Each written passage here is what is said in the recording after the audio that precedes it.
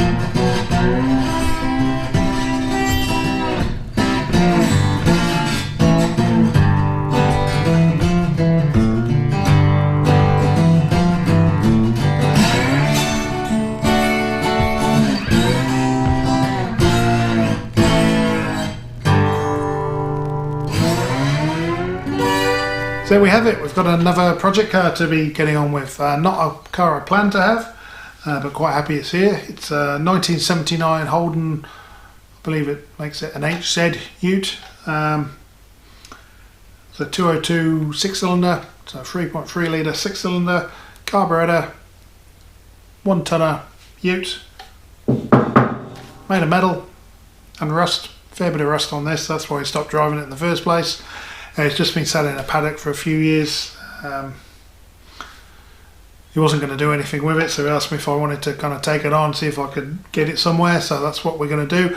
I've got all these awesome new tools from Supercheap Auto. We've got sandblasters, we got painting stuff, we got loads of cool stuff that we're going to be going over in due course, but all that stuff we can use on the Morris, we can use it on the Holden, we can use it on the stuff on the project is actually designed for too, which you haven't seen yet. So yeah, lots going on here.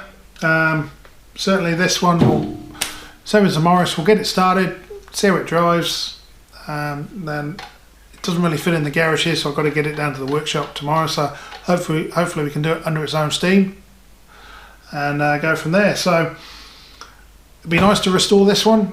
Could be a lot of work, so it's not going to be a short-term project, it's going to be a longer-term one. We'll have a look at the engine bay, you'll see how much space there is in there. The old 202s are pretty solid, pretty basic engine, plenty of room for something bigger, better, more exciting. So I'd be interested to see what you think about what'll fit in there. Obviously Holden V8s, Chevy V8s, all that kind of stuff.